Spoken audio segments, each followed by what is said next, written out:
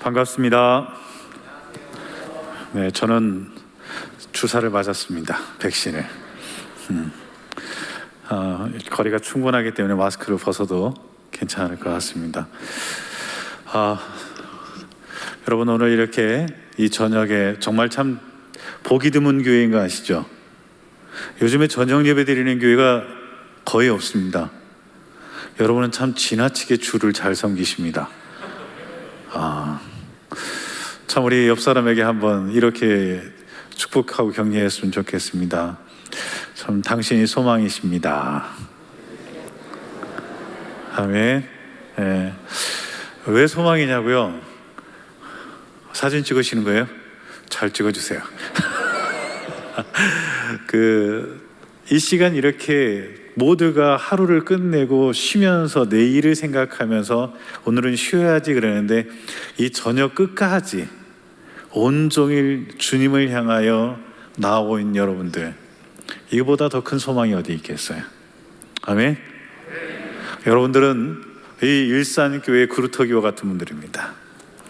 하나님이 여러분들을 통하여 정말 이 교회가 더욱더 하나님이 기뻐하시는 교회로 나아갈 수 있는 은혜의 디딤돌이 될 수 있게 되길 축복합니다.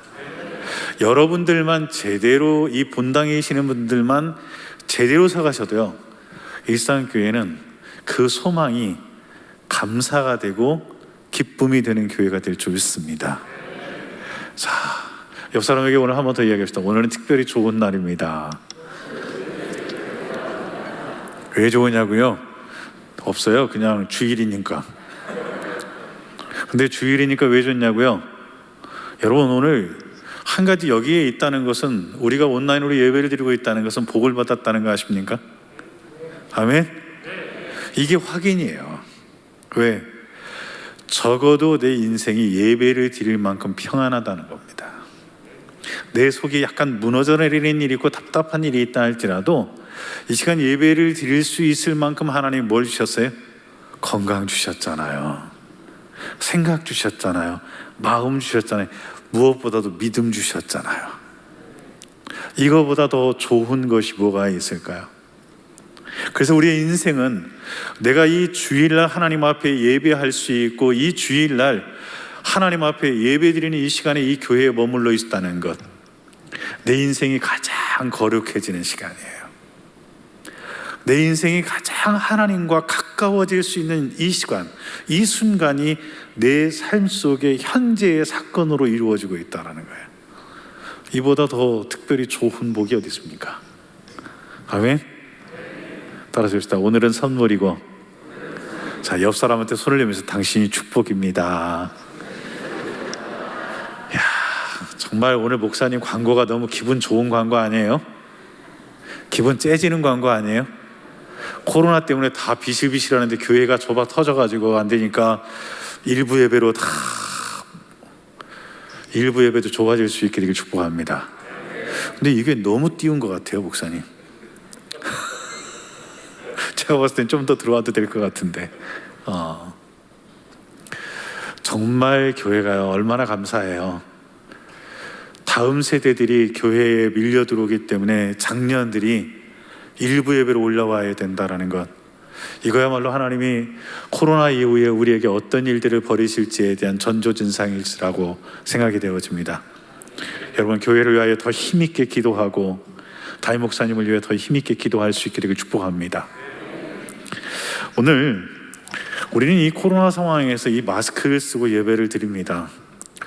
사람들이 코로나 시작되어졌을 때 코로나가 얼마 못 갈 거라고 생각을 했어요. 왜 그런지 아세요? 중국산 사가지고 오래 쓴 적이 없거든요. 중국에서 시작됐으니 이것도 금방 끝날 걸로 알았는데 가장 질기게 쓰는 것 같아요. 정말 이 코로나라는 것이 많은 것들을 바꿔놨어요. 옛날에는 같이 있을 수가 없었는데 요즘은 어떻게 해요? 그냥 집에 있잖아요. 너무 부부가 집에서 붙어 있다 보니까, 너무 가까이 있다 보면 싸우잖아요. 그죠? 부부가 대판 싸웠어요. 보통 싸우면 여자들이 집을 나가는데 이번에는 남자가 에이씨 하더니 가방을 주섬주섬 챙기는 거예요. 트렁크를. 내가 막 말도 하고 뭐 그러면서 가방을 챙겨서 딱 나가려고 하는데 신발을 신는 남편에게 아내가 표독스럽게 한마디를 했어요. 여보, 나는 당신이 점점 말라 죽었으면 좋겠어요. 아우 끔찍해. 아주 표독스럽게 얘기를 했어요. 그랬더니 가방을 들고 나가던 남편이 갑자기 멈췄어서 고개를 휙 돌리더니 그러더래요. 아니 그럼 나보고 이 집에서 계속 살라는 얘기야? 뭔 얘기인지 모르시겠어요? 자, 우리 한번 옆 사람한테 이렇게 얘기해 봅시다. 인생 그렇게 살지 맙시다.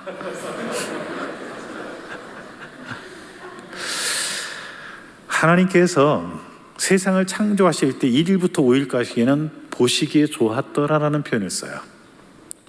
창세기 1장에 보면 6일째 창조하시면서 남자와 여자를 창조하시고 복을 주시며 가정을 창조하세요. 창조하시면서 복을 주시고 다스리고 번성케 하고 충만케 하라고 하세요.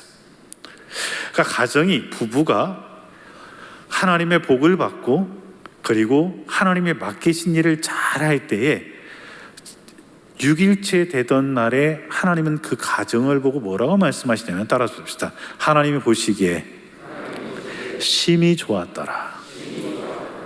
다른 나라는 보시기에 좋았는데 이 나라는 심히 좋았더라라고 이야기해요. 여기서 심이라는 것은 부족함이 없는 상태, 가장 만족스러운 상태, 완벽한 상태를 이야기해요.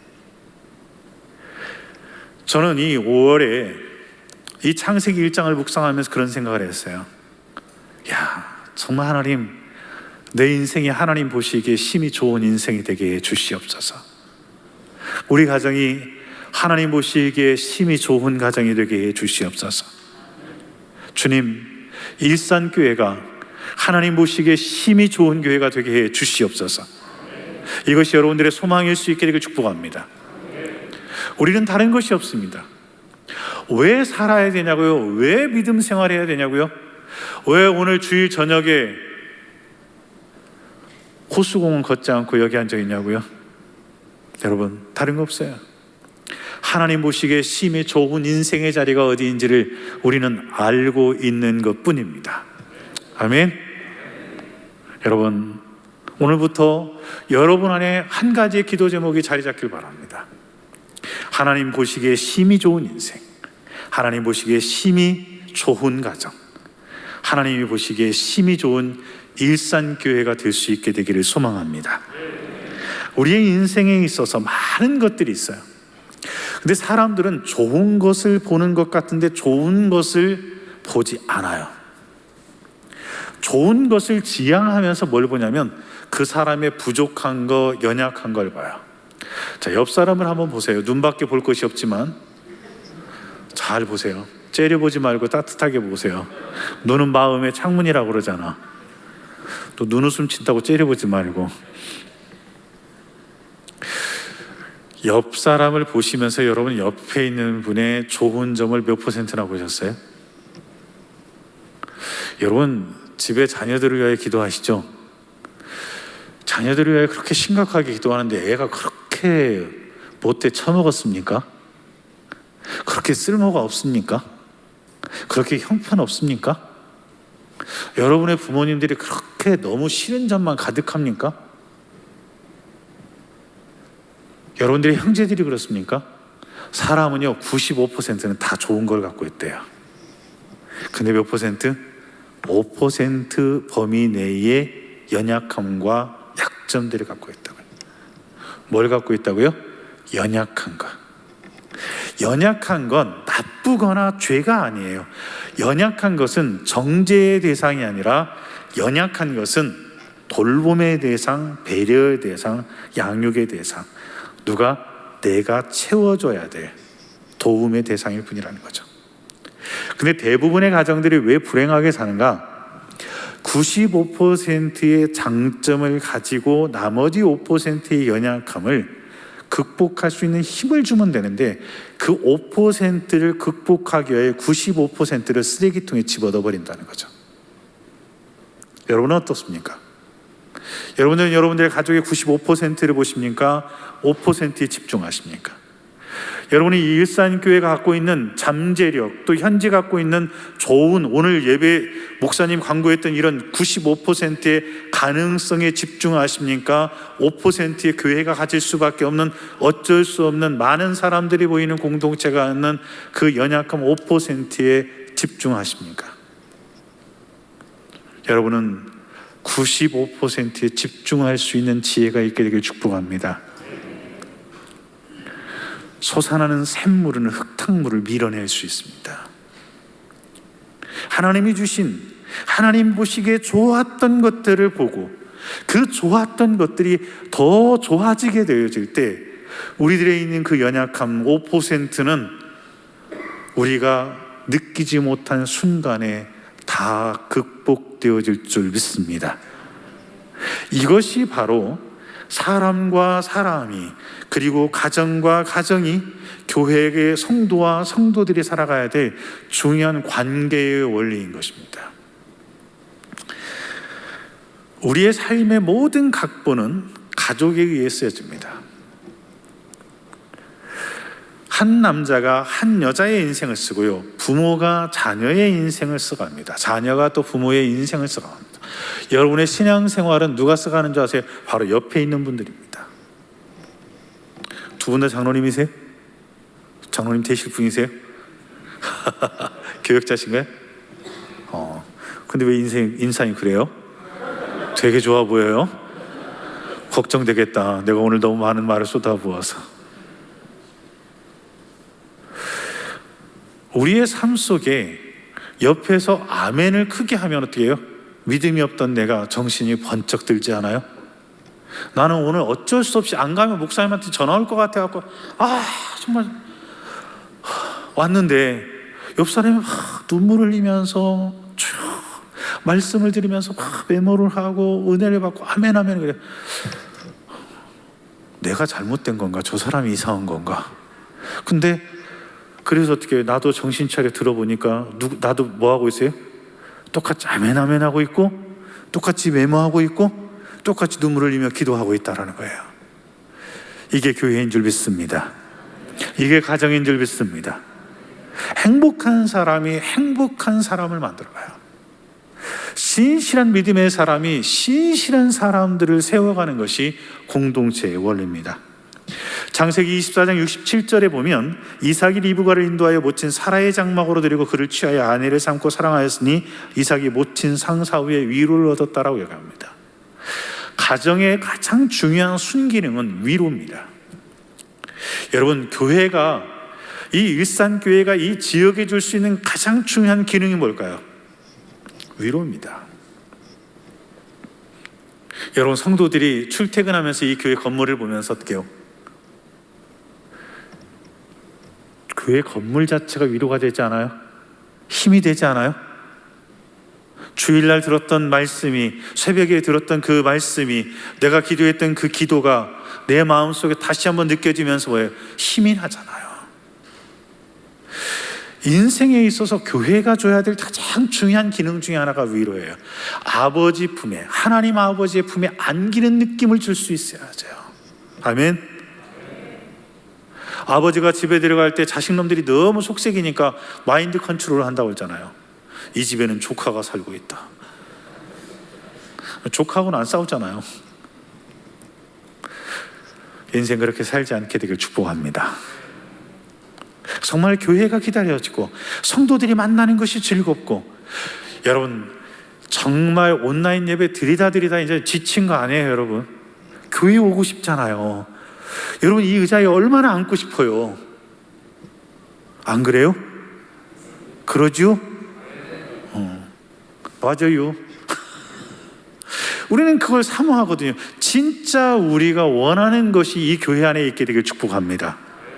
여러분, 교회에서 시작해서 가정으로 나아가고요, 가정에서 직장으로 나아가고, 직장에서 다시 집으로 돌아오고, 여러분이 다시 돌아와야 할 지점은 이 교회인 줄 믿습니다. 오늘 이 사무엘상 1장은 이스라엘이 매우 힘들고 어려운 시대를 지나가고 있습니다. 희망이 없어요. 사사가 나타나서, 한 사람의 사사가 나타나서 뭔가 이끌어가는 것 같은데 그냥 잠깐의 이벤트일 뿐인 거예요.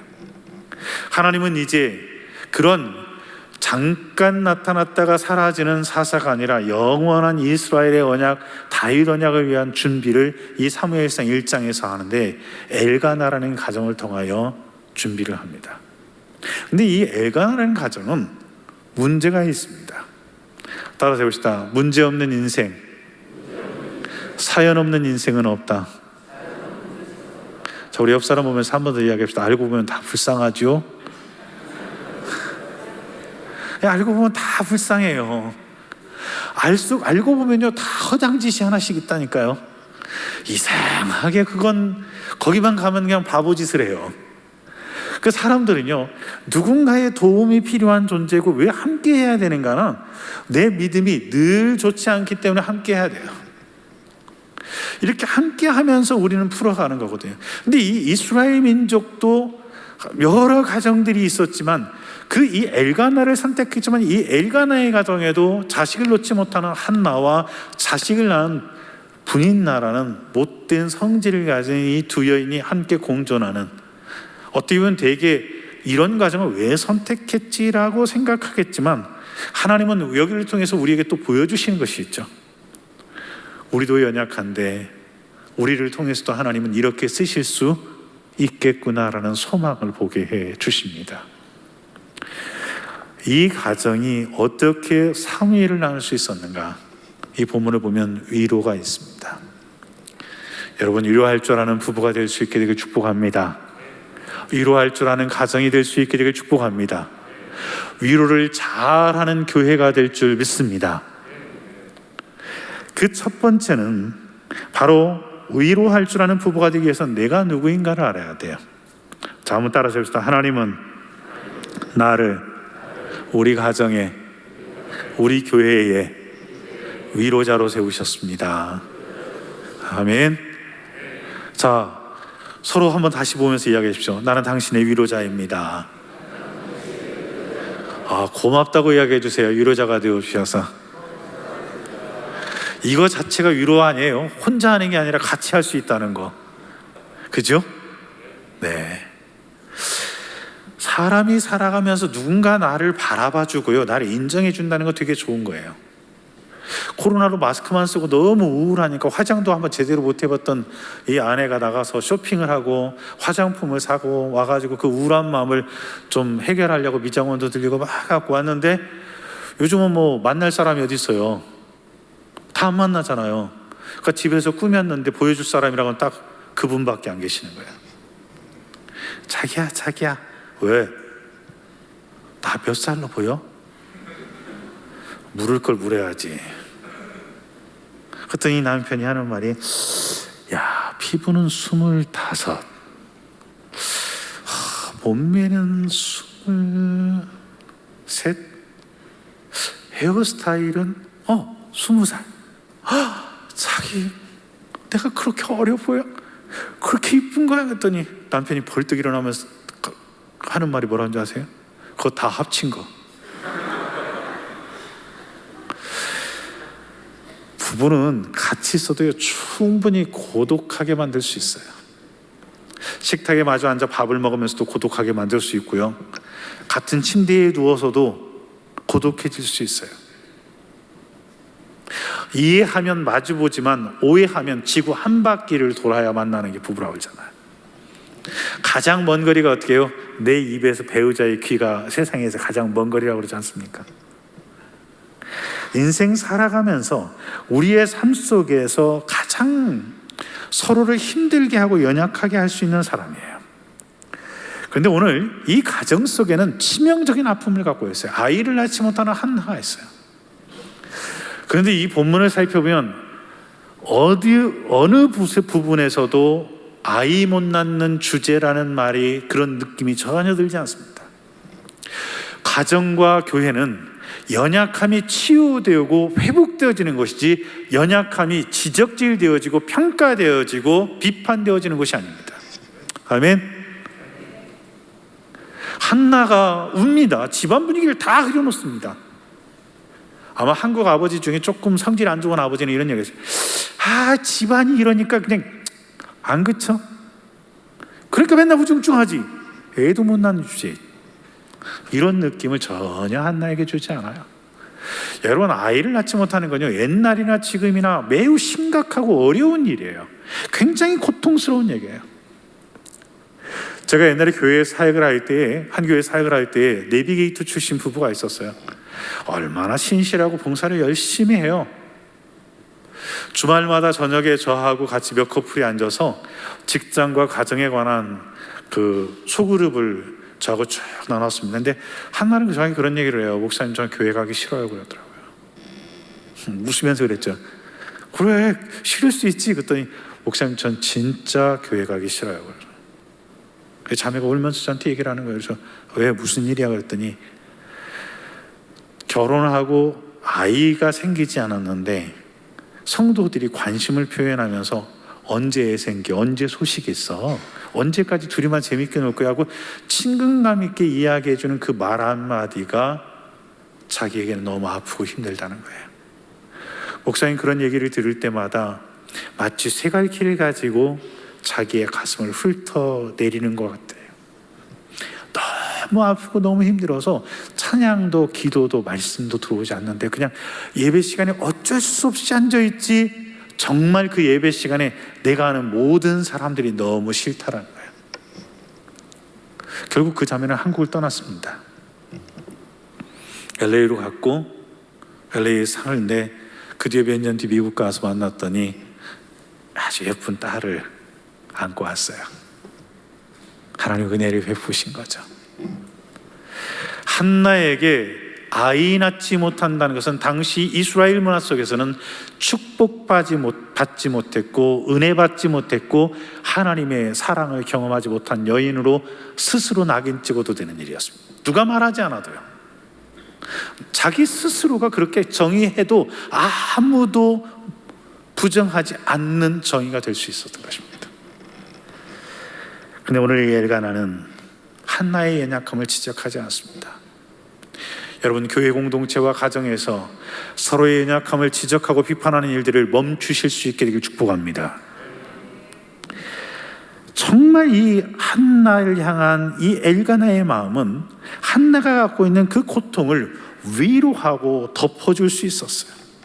사랑의 자리로 사랑으로 이끌어가는 모습을 볼 수 있습니다. 참을 수 없는 아픔을 안고 있는 그 아내의 마음을 어루만져주는 그 남편의 모습, 바로 일산교회 남편들의 모습이 될 수 있게 되길 축복합니다. 한 장로님이 사업을 열심히 했습니다. 교회에서 기도도 많이 해줬고 잘 되었습니다. 근데 IMF를 맞아서 본인의 잘못이 아니라 거래처의 잘못으로 인해 부도가 나게 되었고 어려움을 겪게 됐습니다. 회사에는 빚쟁이들이 찾아왔고요. 출근하기도 어렵습니다. 아침에 출근한다고 가방을 들고 나왔는데 갈 데가 없습니다. 걷고 또 걷고 걷고 또 걷고 걷습니다. 한참을 걸어갔습니다. 근데 멈춰 섰는데 밤이 되었고 자기 집 문 앞이었습니다. 평소 같으면 전략하는 아내가 모든 집에 불들을 다 켜놓고 필요한 거실이나 방에만 딱 불을 한 곳에 켜놓는데 그날따라 대문을 활짝 열어놓고 불을 켜놓고 온 집에 불을 다 밝혀놓고 현관문까지 열어놓은 겁니다. 이거 무슨 일이 터졌구나 하고 뚫려 들어갑니다. 여보 무슨 일이야. 그런데 뜻밖의 아내는 차분하게 정장 차림을 하고 있습니다. 화장까지 했습니다. 교회 갈 때 모습 그대로입니다. 그리고 남편에게 정중하게 인사하면서 여보 어서 오세요. 무슨 일인데 당신 이러고 있는 거야? 당신에게 오늘 드릴 말씀이 있어서 당신을 기다리고 있었어요. 그래? 놀란 가슴이 이제 덜푸덕 앉습니다. 그랬더니 아내가 한마디 더 합니다. 여보 당신에게 말씀드리기 전에 제가 잠깐 기도해도 될까요? 그래 기도를 합니다. 그 기도를 하고 있던 아내를 바라보면서 이 남편이 생각합니다. 뭐 기도까지 하고 그러나 그냥 이야기하면 이혼해 줄 텐데. 같이 기도하는 게 아니라 그냥 기도하는 아내가 싫은 겁니다. 그냥 이렇게 쳐다보고 있습니다. 기도를 마친 아내는 두 손을 모으고 남편에게 말합니다. 온 세상 사람들이 모두 당신을 보고 손가락질해도 나는 당신의 진실을 믿습니다. 비록 부도가 나서 많은 빚을 졌지만 당신의 진실은 부도나지 않았다는 것을 나는 믿습니다. 당신은 결코 나쁜 사람이 아닐 뿐더러 나는 당신이 다시 일어난다는 것을 확신합니다. 그 옛날 욥이 다시 하나님의 축복을 받아 일어난 것처럼 당신도 하나님의 축복을 받아 언젠가는 다시 일어날 것입니다. 그리고 저는 변함없이 당신을 사랑합니다. 그 어느 때보다도 지금의 당신을 가장 뜨겁게 사랑합니다.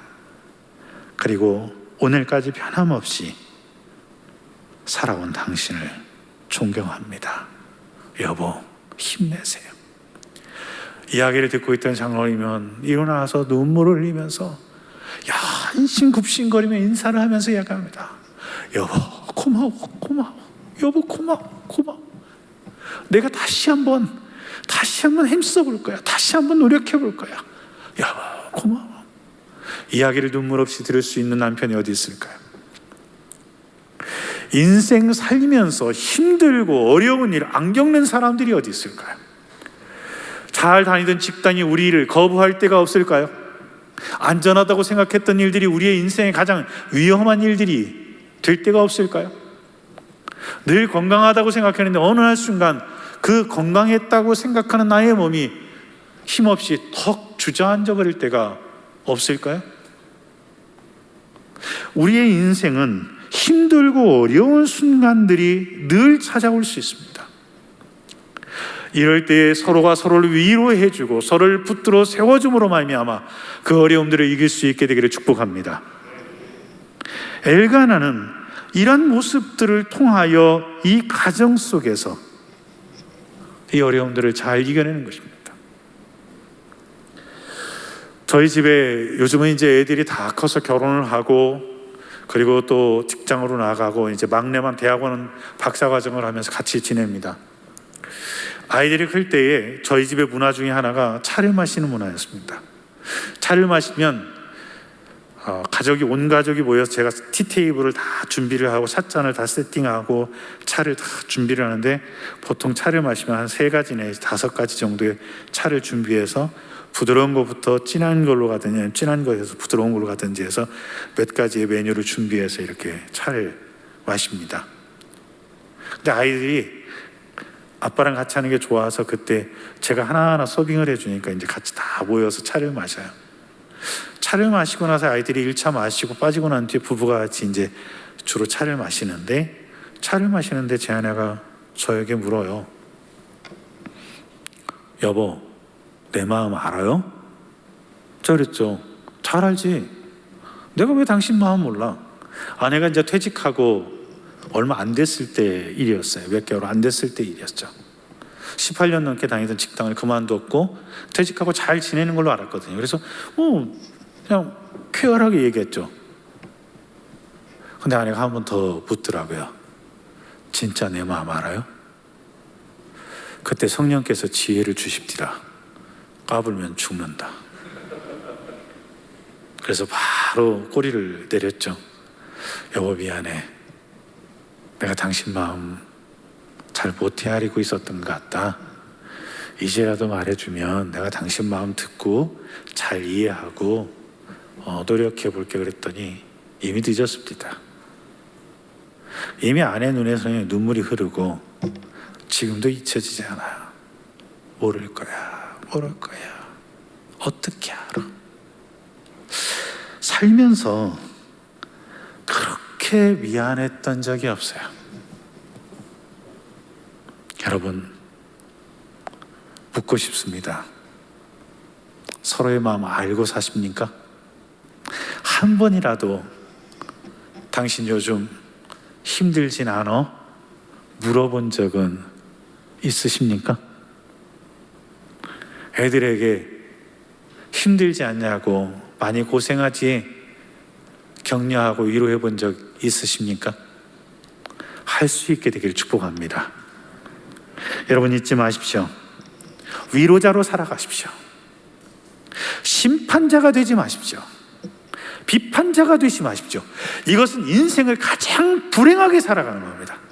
교회 안에서도 심판자가 되고 비난자가 되고 지적자가 되는 것은 하나님의 축복이, 하나님의 은혜가 머물 수 없는 인생을 살아가는 겁니다. 내가 위로자가 되어질 때 하나님의 위로가 내게 먼저 있는 줄 믿습니다. 내 안에 있어야 줄 수 있죠. 하나님 아버지의 사랑이 내 안에 있어야 줄 수 있잖아요. 따라서 봅시다. 나는 내 배우자의 위로자입니다. 따라서 봅시다. 나는 우리 가정의 119입니다. 그런 아버지 될 수 있게 되길 바랍니다. 자식들이 가장 힘들고 어려울 때 아버지의 기도 소리가 들려오고 어머니의 기도 소리가 들려오고 어머니의 눈빛이 생각나고 그 따스한 손길이 생각나고 내가 우리 집에만 가면 위로받을 수 있어. 우리 집에만 가면 내 가족을 만나면 힘을 얻을 수 있어. 내가 이웃산 교회만 오면 위로받고 힘 얻을 수 있어. 이런 마음 가질 수 있는 여러분 모두가 될 수 있게 되길 축복합니다. 두 번째, 이런 위로할 줄 아는 부부가 되고 위로할 줄 아는 가정이 되고 위로할 줄 아는 교회가 되어질 때 어떤 일이 나는가? 따라서 해봅시다. 위로는 무너진 나를 회복시키고 가정을 살립니다. 아멘. 무너진 나를 회복시켜요. 인생에 있어서 자기 마음을 잘 추스리는 것보다 중요한 게 없어요. 오늘 6절에 보면 격분하여 괴롭게 했다라는 말이 있습니다. 이것은 뭐냐면 괴롭히고 약 올리고 슬프게 하고 충동질하고 화나게 하는 거예요. 사람을 자극해서 분노하게 만드는 거예요. 바로 하나님으로부터 버림받은 여자라는 느낌을 한나로 하여금 확실하게 들게 만든 사람이 누구냐면 분인나였어요. 여러분 70번씩 7번 용서해야 될 사람들이 어디에 있는지 아십니까? 세상 어디에도 없어요. 딱 그 사람들이 있는 곳은 한 곳입니다. 집입니다. 근데 70번씩 7번 용서하고도 70번씩 7번 용서한지 모르고 사는 곳이 있어요. 어딘 줄 아세요? 집이에요. 부모들은요 허당이에요. 바보들이에요. 남의 자식 같으면 절대 용서 안 할 것 같은 짓을 저질러 놓고 와가지고 아무 말 없이 눈물 뚝뚝 흘리면서 아빠, 엄마 그러면 더 말도 안 했어. 괜찮아, 일로 와. 안 그래요? 하나님 아버지께서 우리를 그렇게 대하시잖아요. 그 하나님의 형상을 따라 창조함을 받은 우리가 가정을 이루고 나르면서 어떻게 하나님이 우리를 대하시는 그 사랑, 그 마음으로 가족들을 대하고 살게 해 주셨거든요. 여러분 그런 가정, 그런 교회 만들어갈 수 있게 되길 축복합니다. 다른 거 없어요. 그 모든 삶이 한순간에 거기서 다 녹아지고 풀어지고 세워지고 회복되어지는 시작점이 되어지는 거예요. 근데 그렇지 못한 가정들도 많죠. 어쩌면 휴일이 되어서 할머니하고 할아버지하고 정발산 올라갑니다. 정발산 올라가는데 올라가다가 할머니가 너무 힘들어갖고 무릎도 수식으로 걸려요. 할아범 하고 아주 사랑스럽게 부릅니다. 왜? 나 무릎도 아프고 허리도 안 좋고 그런데 나 좀 업어줘. 업어? 응, 조금만 업어줘. 못마땅한데 뭐 방법이 없으니까 어떻게 해요? 업었습니다. 할머니가 너무 미안한 마음에 나 무거워요? 그랬더니 할아버지가 기다렸다는 듯이 그럼 얼마나 무겁게 얼굴은 철판이지 머리는 돌이지 간은 부었지 배에는 기름이 가득 찼지 안 무겁겠냐? 뒤에 있던 할머니가 내려줘요. 내렸어요. 분위기가 너무 싸해.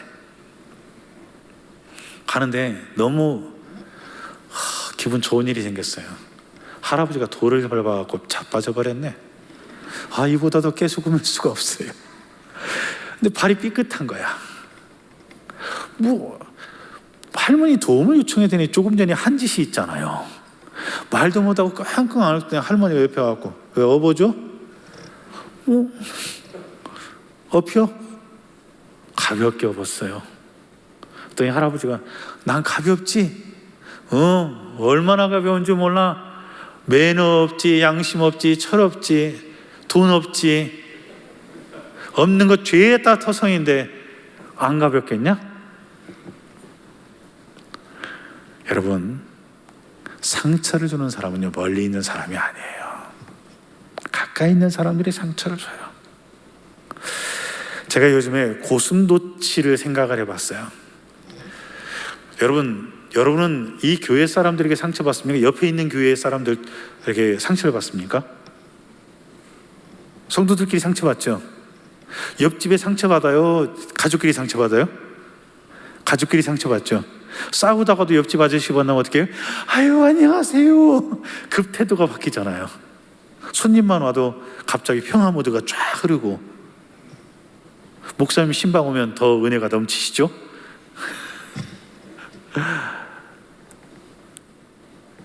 고슴도치가 가까우면 찌른다고 그러잖아요. 저는 그래서 어떻게 부부랑 가족이란 거리를 지켜야 된다고 하는데, 저는 요즘에 그런 생각을 해요. 가깝기 때문에 찌르는 게 아니라 가까이 와도 가시를 눕히는 지혜와 노력이 우리에게는 필요하다. 가까이 있어도 찌르는 것이 아니라 그 모든 가시를 눕히고 따뜻함을 느낄 수 있도록 해줄 수 있는 관계, 그런 가정, 그런 교회 만들어갈 수 있게 되길 축복합니다. 제가 불신 남편들과 함께 사는 아내들을 교육한 적이 있었어요. 교회에서 플러스 원 서비스, 뭔 시키면 하나 더 해줘라. 원 스텝 어헤드 서비스. 말하기 전에, 그가 목마르다고 말하기 전에 물을 갖다 드시게 해라. 이런 거 가르쳐 줬어요. 왜? 당신이 살아가면 구원은 하나님이 시킬 거다. 보냈는데 그날따라 남편이 회사에서 퇴근하고 와가지고 막 부장 욕을 합니다. 아, 이 새끼 때문에 내가 회사 생활 못하겠다고. 정말 더러워가지고 말이야.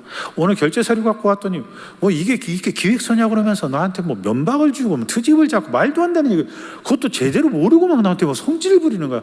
아, 그 자식 때문에 나 회사 못 가. 아우, 성질나 죽겠어. 갔다 오면 열받아. 오늘 얼마나 힘들었는지 몰라. 막 짜증을 막 내는 거야. 딴 때 같았으면 아이고, 잘 좀 해. 지난번에 우리 그 엘리베이터에 또 만났던 그 사람 알지? 그 우리 교회 이 집사. 이번에 부장 됐대. 꼬우면 당신도 부장 돼. 이렇게 박았을 텐데 그날 배운 게 있잖아요. 아, 당신네 회사 사장은 왜 이렇게 바보 같아? 당신 같은 사람을 부장 세워야지. 그런 인간을 부장 세워가지고 말이야. 아, 정말. 여보, 내가 내일 회사로 갈 테니까 데리고 나와. 야, 뭐 그런 인간 밥 사주게 돈이 썩었니? 아니, 손톱 갈고 할 테니까 데리고 나와. 어디서 감히 우리 남편한테 확 긁어버릴 거야 그냥. 그랬더니 남편이 괜찮아, 너까지 안 나와서 되니까 컴당, 자자. 그러더니 가까이 오라고 800에 하고 재우더래요. 실제로 있었던 일이에요. 그 다음날 아침에 출근하는데 남편에게 편지 봉투 하나를 줬어요. 여보, 이거 갖고 가. 뭔데? 어제 당신 이야기 들어보니까 당신 회사 생활 너무 힘들더라. 오늘 가서 사표 쓰고 와. 미쳤냐? 아니야. 뭐 삿입에 거미줄 치겠어. 퇴직금 받고 집 좀 줄이면 뭐 구멍가게로 하나 해서 우리 먹고 살면 돼. 가 쓰고 와. 진짜? 쓰고 와. 알았어, 쓰고 올게. 즐겁게 출근했어요. 수요 오전 예배를 드리고 교회에서 점심 먹고 아파트 전도하고 한 3시쯤 들어갔는데 현관문이 삐끗이 열려 있는 거예요. 뭐야 하고 들어가 봤더니 거실 소파에 남편이 방긋방긋 웃으면서 여보 어서 와. 반갑겠어요? 사표 쓰고 오셨군요. 할렐루야. 당신은 역시 내 말을 잘 듣는 좋은 남편이야. 그렇겠어요? 아이고, 틈씨. 부르는데 싱크대 앞에 가갖고 아무것도 없는 케이스에 물을 틀어놓고, 야 인간아, 대출금 뭘로 갚고 애들 공부는 뭘로 시키고, 말이 그렇지 뜻이 그러냐. 아우, 저 등신 저러니 맨날 깨지지 저거.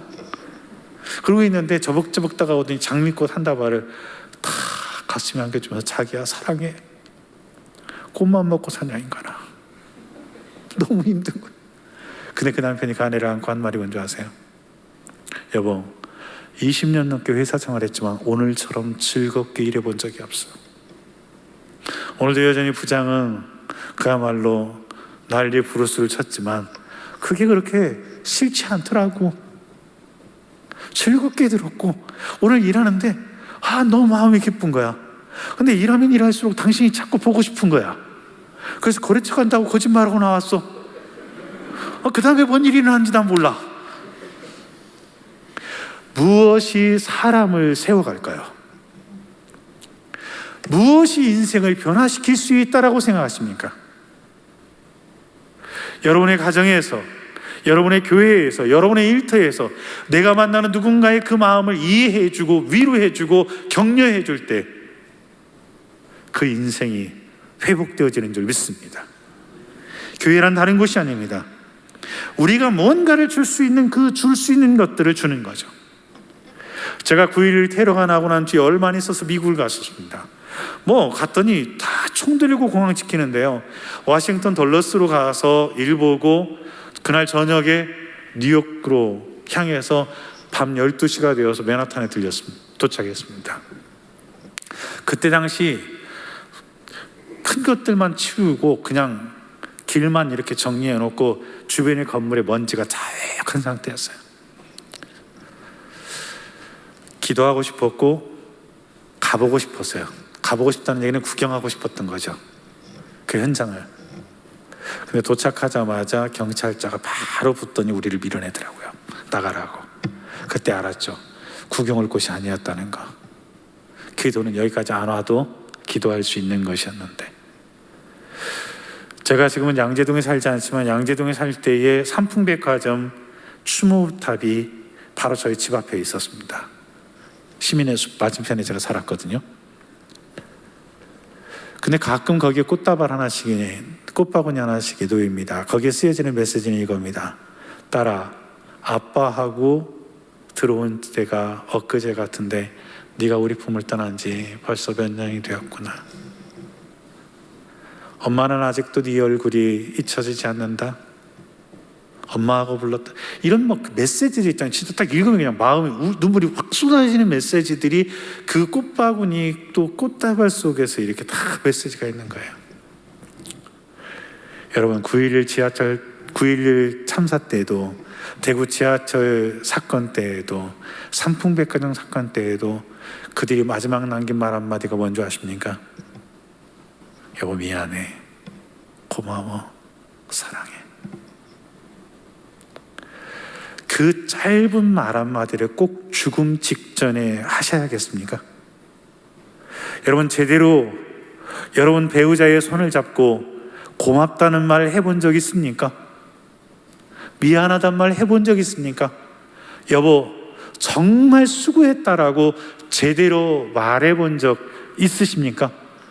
아이들에게 힘들고 어려운 일이 겪고 났을 때 좀 더 잘하지라고 거친 이야기를 해서 애들을 더 밀어붙이지. 그래, 너 정말 애썼어, 고맙다, 엄마가 너 아빠가 자랑스럽게 여겨 라고 아이들을 따뜻하게 안아준 적이 있으십니까? 언제 하시겠습니까? 오늘 하실 수 있게 되길 바랍니다. 그건 아껴야 할 말이 아닙니다. 성도들 사이에 따뜻한 인사를 주고받는 것은 우리가 천국을 살아가는 삶의 누림입니다. 그것을 여러분 언제 하시겠습니까? 가족들끼리 아침에 일어나서 굿모닝 인사하는 걸 언제 하시겠습니까? 여러분에게 언제까지 아침이 주어질 거라고 생각하십니까? 오늘 아침이 내 인생의 마지막 아침이 될 수 있다는 것 기억 못 하십니까? 여러분, 사랑한다는 말 한마디는 1년에 한 차례, 30년에 한 차례 하는 얘기가 아닙니다. 공기와 같아야 합니다. 밥과 같아야 됩니다. 마시는 물과 같아야 됩니다. 여러분의 일상이 될 수 있게 되기를 축복합니다. 세 번째, 위로할 줄 아는 부부가 누리는 축복은 무엇일까요? 따라서 해봅시다. 위로는 기적의 통로입니다. 위로는 기적의 통로예요. 오늘 본문 속에서 엘가나의 격려는 어떤 기적을 일으켰는지를 보십시오. 집안 분위기가 난장판입니다. 왜? 분인 나는 맨날 우쭈쭈 하나님이 내게 복을 주셨어. 아유, 이렇게 예쁜 아이를 낳을 수 있는 복을 나에게만 주셨어. 누구에게만 주셨어? 나에게만 주셨어. 아유, 누구는 받지 못한 복을 나는 받았네. 할렐루야, 할렐루야. 그걸 들은 한나는 어떤 마음이었을까요? 성경은 정말 한나로 하여금 평상심을 잃어버리도록 계속 자극하고 살아요. 거기에서 이 여자와 저 여자 사이에 끼어있는 이 엘가나, 남자의 인생은 두 여자만 평안하면 된다고 그러잖아요. 나를 원래부터 사랑했던 여자와 내가 사랑한 여자, 누군지 아시죠? 내 어머니와 내 아내만 평안하면 남자들은 뭔 일이든 감당할 수 있대요. 근데 오늘 이 엘가나는 두 여인 사이에 이 불화가 너무 힘듭니다. 제사를 지내러 올라가야 합니다. 한나는 제사를 드릴 분위기가 아닙니다. 분인 나는 아유, 우리 아이 하나님 앞에 제사 드려야지, 하나님 앞에 감사해야지, 여보 우리 아이를 위하여 무슨 감사의 예물을 드릴까? 아마 난리를 치며 다닐 거예요. 한나는 하나님이 나에게 복을 주시지 않았고 은혜를 주시지 않았다고 생각하기 때문에 하나님께로 나가기 싫을 겁니다. 저는 이 아픔이 무엇인지를 압니다. 제가 일산에 사는 한 자매의 가정을 방문하고 그 자매가 유산을 했을 때 일산에 있는 한 병원을 따라갔었고, 저는 세상에서 그때만큼 어려운 기도가 없었다는 걸 압니다. 그리고 그 자매의 집에 데려다주고 저는 그런 얘기를 했습니다. 기도하지 마. 목사 입에서 기도하지 마라 그랬어요. 왜? 지금은 하나님이 너무 싫을 거야. 그래서 기도하려고 하면 하나님이 미워질 거고 그리고 괴로울 거야. 그냥 지내.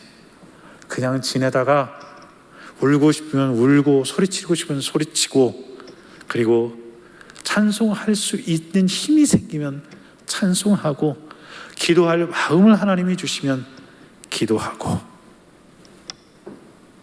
그러면 하나님이 다시 은혜를 베푸실 거야. 그 괴로움이 무엇인지 저는 현장에서 봤거든요. 이 한나를 향하여 엘가나는 방문을 열고 들어갑니다. 그리고 오늘 8절에 이야기합니다. 한나여 어찌하여 울며 어찌하여 먹지 아니하며 어찌하여 그대의 마음이 슬프냐? 내가 그대에게 10아들보다 낫지 아니야. 한나에게 엘가나가 그랬을 것 같아요. 한나 뚝 그만 울어. 한나 나봐. 한나 내 마음 알지? 한나 나에게는 10아들보다 한나가 더 소중해. 내가 10아들보다 한나를 더 사랑해. 나의 마음이 10아들을 사랑하는 마음보다 한나를 사랑하는 마음이 더 큰 거 알지? 했더니 아마 한나가 울다가 그랬을 것 같아요. 정말? 그렇지 않았을까요? 이 본문상을 보면 여보 나는 진짜 100아들보다 당신이 더 좋아해. 여보 우리 기도합시다. 하나님 앞에 제사 드리러 가요. 난 당신하고 꼭 제사 드리고 가고 싶어. 나 너무 힘들어. 그러지 말고 우리 하나님 앞에 가서 기도합시다. 한나를 얼마나 위로하고 위로했을까요? 여러분, 이제 한나가 제사 드리러 간다고 하면 엘가나가 나와서 야 간단다. 힘들어. 가자. 그리고는 혼자 내뺐을까요? 저는 그렇지 않다고 봐요. 성전에 올라가는 동안에도 한나의 마음을 추스리고 이 엘가나는 한나를 잘 이끌어서 하나님께로 데려갑니다. 한나는 하나님 앞에 앉자마자 기도하기 시작합니다. 얼마나 간절하게 기도했으면 술 취한 여인이 기도하는 것처럼 기도할까요? 그 한나의 기도가 무엇이었을까요? 하나님 10아들보다 나를 더 사랑한답니다. 내 남편이 나를 사랑하는데 하나님 내게 은혜를 주시고 내게 자녀를 주시옵소서. 하나님 나도 하나님의 사랑을 받고 싶습니다. 간절히 기도합니다. 그때 하나님은 사무엘을 도주십니다. 누구도 주셔요? 사무엘도 주십니다. 사무엘만 주신 게 아닙니다. 솔로몬이 1,000번제를 드릴 때 뭐예요? 부와 재물과 영광만 주신 것이 아니라 부와 재물과 영광도 주셨다고 그러잖아요. 아멘. 이 한나에게 풍성한 은혜라는 이름을 가진 이 한나가 아무런 은혜를 경험하지 못했던 이 한나의 인생이 다윗의 언약의 시발점이 되어지는 이 사무엘의 출생을 하나님이 이 한나를 통하여 이루어 가신다는 것입니다. 여러분, 인생을 살아가면서 무엇이 힘이 됩니까? 우리에게 무엇이 필요합니까? 의로할 수 있게 되길 바랍니다. 다른 거 없습니다. 부족한 거, 안 되는 거 다 압니다. 그러나 그 부족한 것과 그 연약한 것들을 어떻게 극복할 수 있도록 할 거냐는 거예요. 내 자녀가 노력해도 잘 안 됩니다. 내 남편이 노력해도 잘 안 됩니다. 그것을 무엇을 통하여 또 한 번 더 할 수 있도록 도와줄 수 있냐는 거예요. 위로입니다. 한 남편이 아내에게 줄 수 있는 가장 좋은 선물인 위로를 엘가나는 한나에게 선물한 겁니다. 여러분, 지난 5월달 한 달 동안 여러분 가족들에게 어떤 선물을 하셨습니까? 부모님의 가슴에 카네이션은 달아줬을지 모르지만 부모의 가슴에 위로를 주셨습니까? 여러분, 부부에게 위로를 주셨습니까? 여러분의 자녀들에게 위로를 주셨습니까? 여러분, 교회의 중직자들에게 교회가 어려울 때 교회를 위하여 눈물로 기도해 주셔서 고맙다고 위로해 주신 적이 있습니까? 여러분의 목사님에게 위로를 해준 적이 있습니까? 교회를 위하여 헌신하고 수고하는 사람들에게 여러분 위로해 준 적이 있습니까? 위로할 줄 아는 사람이 될 수 있기를 축복합니다. 저는 다른 것 없다고 봅니다. 위로의 말 한마디는 기적을 일으킬 수 있습니다. 왜? 그 위로의 말 한마디 속에 하나님의 사랑이 담겨 있기 때문에 그 하나님의 사랑은 하나님의 일들이 시작되어지는 지점들이 되기 때문에 그렇습니다. 위로의 말 한마디가 행복을 가져다 줍니다. 위로가 있는 가정에는 사람을 세워줍니다. 위로가 바로 하나님의 은혜가 시작되어지는 출발점입니다. 여러분, 오늘 무엇이 우리에게 희망이냐고요? 내가 누군가에게 위로의 말 한마디를 줄 수 있는 그 은혜가 내게 있는 게 희망일 수 있게 되길 축복입니다. 그리고 여러분들이 그 말을 듣게 되어질 때 그것이 내게 축복인 줄 믿습니다. 오늘 저는 여러분에게 이 설교를 마치면서 묻고 싶습니다. 여러분의 가슴에는 무슨 언어가 있습니까? 여러분의 눈에는 어떤 단어를 통하여 사람을 보고 교회를 보고 가정을 보고 세상을 보십니까? 위로의 언어가 있게 되기를 축복합니다.